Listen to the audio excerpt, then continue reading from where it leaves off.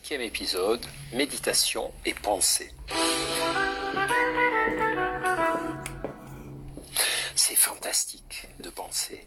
Grâce à nos pensées, nous pouvons voyager dans le futur, dans le passé, n'importe où.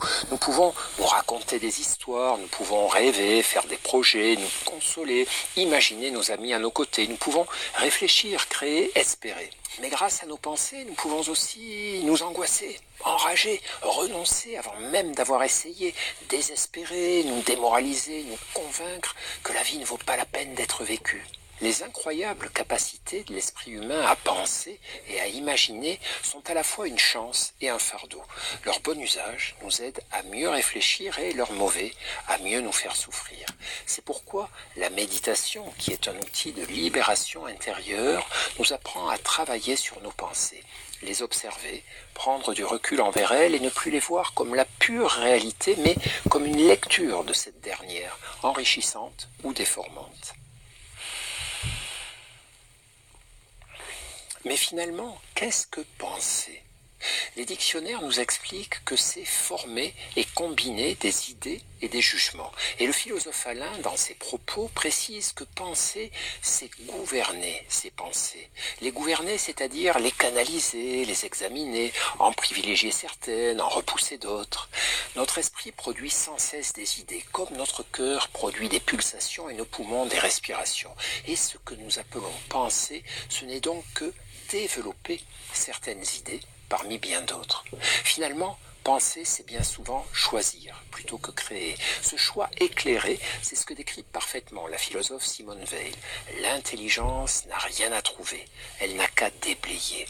Le problème, c'est qu'il y a beaucoup à déblayer, car la production de nos pensées ne connaît guère de trêve et leur flot est incessant. Nous ne pouvons pas plus nous arrêter de penser que nous ne pouvons nous arrêter de respirer.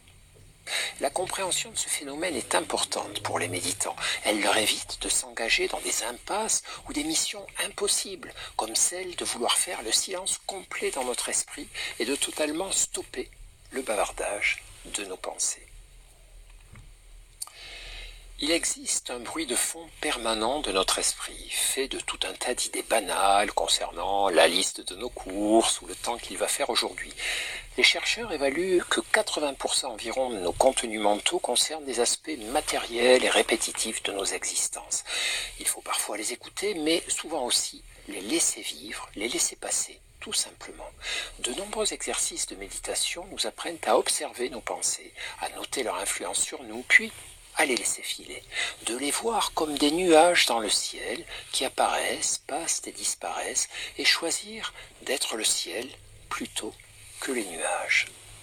On peut aussi utiliser le modèle de ces petites boules à neige vendues dans les magasins de souvenirs.